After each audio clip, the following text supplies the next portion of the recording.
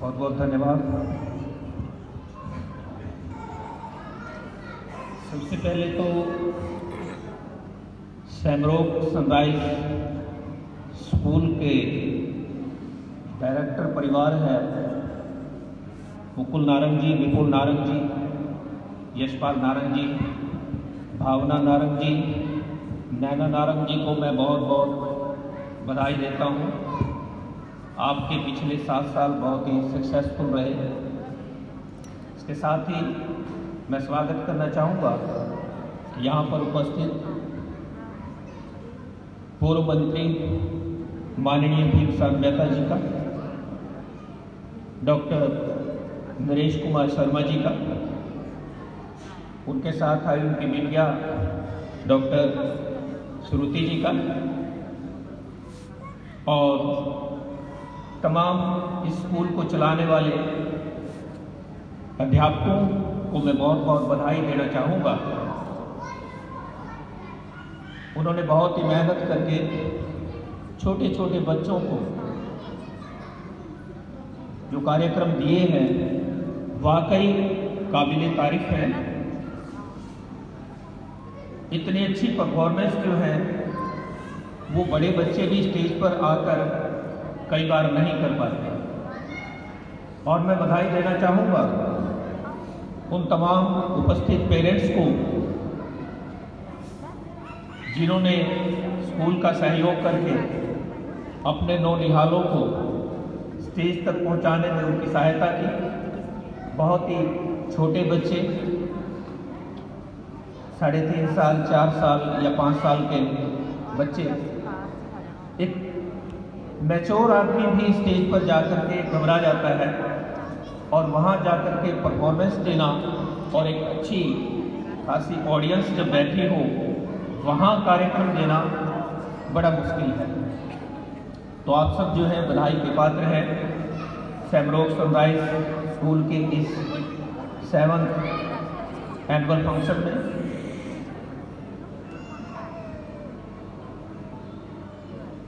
मैं एक अभिभावक होने के नाते टीचर भी हूँ, और मुझे बड़े बच्चों का तजुर्बा है कि उनको कैसे पढ़ाया जाता है और कैसे मोटिवेट किया जाता है। लेकिन छोटे बच्चों के बारे में मैं बिल्कुल अनभिज्ञ हूँ। मैडम ने जब मुझे कहा कि सर आप हमारे फंक्शन में आइए मुख्य अतिथि के रूप में, तो मैंने सोचा कि इतने छोटे बच्चों को क्या कहेंगे, क्या समझेंगे हमारी बात को। बाकी बहुत छोटे बच्चे हैं, और मैं तो कहूँगा कि मैं इस फंक्शन का चीफ गेस्ट नहीं हूँ, ये बच्चे और टीचर्स हैं इसके चीफ गेस्ट, जिन्होंने इन बच्चों को बहुत ही अच्छी शिक्षा दी है और दे रहे हैं। शिक्षा का जो एक पेशा है वो बहुत ही यूनिक और पवित्र पेशा है। शिक्षा एक दिन में नहीं आ सकती, ये निरंतर चलने वाला प्रोसेस है। और अगर हम ये कहें कि स्कूल के सहारे बच्चों को शिक्षा दे दी जाए तो ऐसा कभी भी संभव नहीं होगा। पहले हमारे यहाँ गुरुकुल प्रथा से बच्चों को शिक्षित किया जाता था, और यहाँ पर उपस्थित सभी जो जनमानस से पेरेंट्स हैं और प्रबुद्ध व्यक्ति हैं वो सब जानते हैं कि हमारे इतिहास में गुरुकुल प्रणाली के द्वारा बहुत महान शख्सियतें दी हैं। स्वामी विवेकानंद का नाम आपने सुना होगा। बहुत ही अल्पायु में वो दुनिया से चले गए। महज 40 वर्ष की आयु थी उनकी जब उनकी मृत्यु हुई। 1863 में उनका जन्म हुआ और 1902 में उनका स्वर्गवास हो गया। लेकिन 40 वर्ष में ही उन्होंने दुनिया को दिखा दिया कि भारतीय संस्कार और भारतीय संस्कृति क्या है।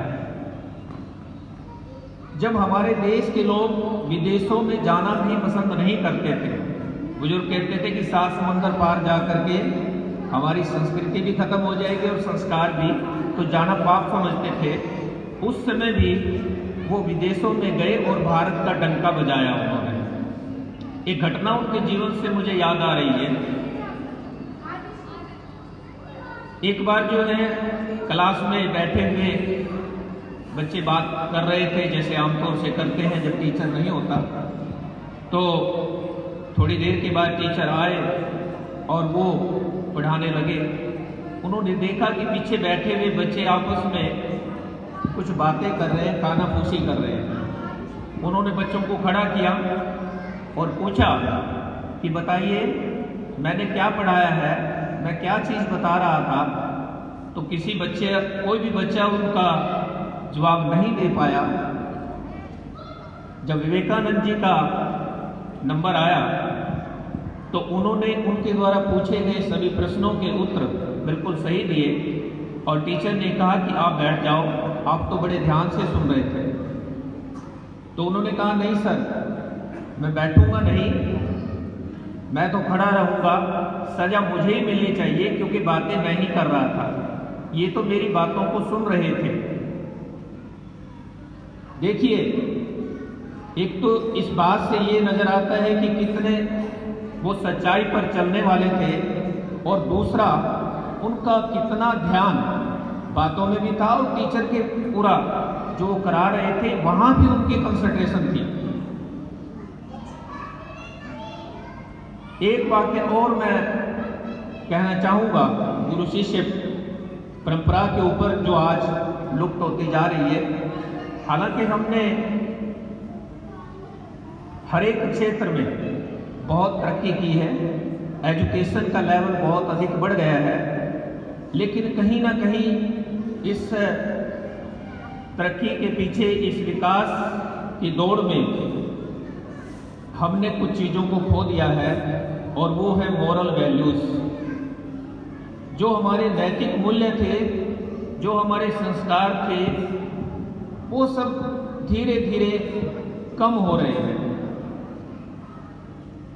अभी कुछ बच्चे जो है एक गुरुकुल में पढ़ते थे, शिक्षा समाप्त हुई, समाप्त होने के बाद सभी बच्चे जो है गुरु का आशीर्वाद लेकर के अपने घरों को चले गए और जाते जाते एक बच्चे को बहुत दूर वो निकल गया, अपने गांव के पास चला गया, जंगलों में से होता हुआ। प्यास लगी, आसपास में कुआं खोजा और वहाँ बड़ी मशक से पानी निकाल करके उसने पिया और पानी बहुत ही स्वादिष्ट और शीतल था, मीठा था। तो उसको एकदम से ख्याल आया कि इतना अच्छा और शीतल पानी मुझे अपने गुरुजी को पिलाना चाहिए, क्योंकि गुरुजी के प्रति उनकी बहुत आस्था थी। अब वो वहीं से खुद पानी पी करके मस्क लेकर के वापिस गुरुकुल की ओर दौड़ पड़ा और कई मील पैदल चलने के बाद जब गुरुकुल में पहुंचा तो गुरुजी ने कहा कि आप वापिस क्यों आ गए। तो उसने कहा गुरुजी मैंने बहुत ही शीतल और स्वादिष्ट पानी पिया तो मुझे ख्याल आया कि मुझे अपने गुरुजी को जरूर पिलाना चाहिए, तो आप इस पानी को जरूर पिए। तो गुरुजी ने उस पानी को पिया और उन्होंने कहा कि मैंने ऐसा स्वादिष्ट पानी आज तक नहीं पिया था, मैं बहुत प्रसन्न हूँ। तो गुरुजी ने उसको आशीर्वाद दिया और वो बच्चा फिर अपने गांव चला गया। वहाँ ही खड़े दूसरे बालक ने कहा कि सर गुरुजी मुझे भी थोड़ा सा पानी पिला दो। तो गुरुजी ने उस मस्क से उसको बच्चे को पानी पिलाया। बच्चे ने जैसे ही पानी पिया एकदम से उसको थूक दिया, क्योंकि पानी जो है कड़वा था और स्वाद नहीं था। अब उस बच्चे ने कहा गुरुजी आपने तो बहुत तारीफ की कि पानी बड़ा स्वाद है, बड़ा शीतल है, बड़ा अच्छा है, ऐसा आपने क्यों कहा। गुरुजी ने कहा कि वो बच्चा जो है जब उसने पानी पिया था तो ये पानी वाकई मीठा और स्वादिष्ट था, शीतल था, लेकिन जो मस्क में वो लेकर के आया वो मस्क अंदर से गंदी थी और लाते लाते जो उसकी गंदगी थी इस पानी में मिलने के कारण ये पानी खराब हो गया लेकिन उस बच्चे की भावनाएं जो थी वो बहुत अच्छी थी और वो उस भावना से ही जल लेकर के आया और उस बच्चे की भावनाओं का आदर करते हुए मैंने पानी पिया। और इसलिए मैंने उस बच्चे का दिल ना टूटे उसकी तारीफ की और उसकी भावनाओं की कदर की कि वो बच्चे की भावनाएं जो है, लगाव जो है, वाकई काबिल तारीफ था। आज जो है ये मॉरल वैल्यूज एजुकेशन के बढ़ने के साथ साथ कहीं ना कहीं विलुप्त होती जा रही है। आज क्या हो रहा है, आपने कुछ साल पहले देखा होगा, सुना होगा अखबारों में, शायद 1 या 1.5 साल पहले की घटना है। गुजरात की एक शारदा बहन नाम की लेडी थी, वो एक स्कूल में अध्यापिका थी, इकलौता बेटा, बहुत मेहनत करके उसने पढ़ाया लिखाया और वो प्रोफेसर लग गया। प्रोफेसर होने के बाद डॉक्टर बहू से शादी हो गई, घर में काफ़ी पैसे हो गए, खूब मौज हो गई। बेटा जो है बहू को लेकर दूसरे शहर में रहने लगा और माँ जो है धीरे धीरे बूढ़ी होती गई और उसको एक दिन पैरालाइज हो जाता है। माँ जो है बिस्तर पर पड़ जाती है, बेटा उसके पास रहता है, लेकिन कुछ दिनों में ही उसकी परवरिश करते हुए बहुत तंग हो जाता है। अब वो एक दिन माँ को सहारा दे करके खड़ा करता है और माँ बड़ी खुश होती है कि बेटा मेरी परवरिश करने के लिए, मेरी जो है हेल्प करने के लिए आ गया है। बड़ी खुश हुई माँ कि आज मेरा बेटा जो है मेरी देखभाल कर रहा है। ऊपर छत पर ले जा रहा है उसको कि चलो, माँ ने सोचा कि ऊपर जो है धूप देखूंगी बड़े दिनों के बाद। बेटा जो है सीढ़ियों से चढ़ते हुए माँ को गोदी में उठा लेता है और माँ जो है और भी खुश हो जाती है कि मेरा तो जीवन ही सफल हो गया। आज मेरा जो बेटा है वो मुझे गोद में उठा करके और धूप में और खुली हवा में लेके जा रहा है। और आगे जो घटना हुई वो ना हो और ऐसी औलाद किसी को ना मिले। क्या हुआ, 4 मंजिल छत पर जाने के बाद बेटे ने मां को गोद में उठाया हुआ था और 4 मंजिल से उसको नीचे गिरा दिया और 2 या 3 सेकंड लगे होंगे, मां धरती पर गिरी 4 मंजिल से और मां के प्राण पखेरु उड़ गए।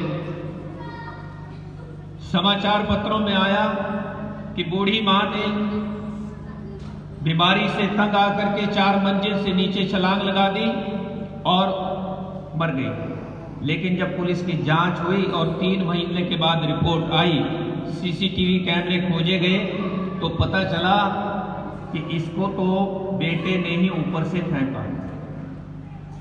जब तफ्तीश आगे बढ़ी तो प्रोफेसर बेटे ने कहा कि मैं बहुत तंग आ गया था मां की बीमारी से और मैं इस आफत से छुटकारा पाना चाहता था, इसलिए मैंने ऐसा किया। जिस बेटे को 9 महीने तक मां ने पेट में रख करके जन्म दिया, पढ़ाया लिखाया और एक अध्यापिका होने के साथ उसको इतना पढ़ाया कि प्रोफेसर वो लग गया और वो 2 महीने में ही उस मां की बीमारी से तंग आ गया और उसकी हत्या कर दी। ऐसी ही घटनाएं एक बंबई की है, इलाहाबाद की है, बहुत सारी ऐसी घटनाएं हैं, आप पढ़ रहे होंगे। तो मैं जहां आपको कहना चाहता हूं पेरेंट्स को, यहाँ पर छोटे बच्चे तो बात को नहीं समझेंगे। आप जो है प्लीज एजुकेशन को ये ना समझें कि एक स्कूल की जिम्मेवारी है। केवल स्कूल जो है वो बच्चों को पूरी तरह से शिक्षा नहीं दे सकता, संस्कार नहीं दे सकता। स्कूल केवल उसमें बीजारोपण कर सकता है, उसमें खाद डालना, पानी देना उस पौधे में और उसको बड़ा करने का जो दायित्व है वो परिवार का है। ये छोटे बच्चे केवल स्कूल में शायद 3 या 4 घंटे रहते होंगे, 20 घंटे घर में रहते हैं और इनके पेरेंट्स सभी यंग हैं, सब नौजवान हैं, वो अपना थोड़ा सा जो बहुत ही स्वर्णिम टाइम है इन बच्चों को दे। ये कोरी स्लेट है, बिल्कुल मिट्टी है ये, आप जो बनाना चाहें वो बन सकते हैं। अभी मैं मेहता जी से बात कर रहा था, हमारे शहर के ही बहुत ही साधारण परिवार से बच्चा मेरा विद्यार्थी रहा, स्टूडेंट रहा, HCS करके एक्साइज टैक्सेशन ऑफिसर लगा है। कई बच्चे जो हैं डॉक्टर हैं विदेशों में भी। जिन परिवारों से बच्चे कामयाब हुए हैं उन्होंने, पेरेंट्स ने अपने घर के माहौल बहुत अच्छे रखे हैं, उन पेरेंट्स ने अपने को संयम में रखा है। और आज जो बात चली है वो सबसे बड़ी दिक्कत की बात है, मोबाइल, इंटरनेट, कंप्यूटर, टेलीविज़न, ये सबसे बड़ी घातक है। और सबसे बुरी बात जो हुई हिंदुस्तान में, वो जियो का मुफ्त का पैक ज़्यादा मिल गया सस्ते में, और पैक ख़त्म करने के चक्कर में वो सारा दिन जो है टिकटॉक चलता है, व्हाट्सएप और फेसबुक, और बच्चों की तरफ ध्यान ही नहीं जाता। आप ऐसा मत समझे कि आप फेसबुक चला रहे हैं, आपका बच्चा छोटा है, उसको कुछ पता नहीं है। आपकी हर एक्टिविटी वो रिकॉर्ड कर रहा है, वो भी फेसबुक ही चलाएगा, फिर वो टिकटॉक ही देखेगा, वो कार्टून देखेगा। और इन चीजों से क्या होता है, जो कंसंट्रेशन है, जो दिमाग की डेवलपमेंट है, जो शारीरिक विकास है, वो रुक जाएगा। आज बच्चे जो हैं, छोटे छोटे बच्चे बीमारियों का शिकार हो रहे हैं। क्यों हो रहे हैं? क्योंकि वो इंडोर गेम में है, सब बाहर नहीं जा रहे हैं। मोबाइल दे दिया है कि बच्चा इसमें लगा रहेगा, मम्मी अपना काम कर रही है घर का, उसको फिक्र नहीं है कितने घंटे देखा है उसने। और छोटे छोटे बच्चों को चश्मे लग गए हैं। ये सब हमारी देन है, उनको बाहर लेके जाइए, उनको इस बीमारी से दूर रखिए। अभी परसों मैं कल पढ़ रहा था पेपर में, एक सर्वे हुआ है और 72% लोगों ने ये माना है कि मोबाइल इंटरनेट के प्रयोग से ज़्यादा यूज करने से उनका जो फैमिली लाइफ है वो भी डिस्टर्ब हुई है। कहीं ना कहीं इन चीज़ों की लत जो है वो बच्चों की डेवलपमेंट पर, उनके एजुकेशन पर बुरा प्रभाव डाल रही है।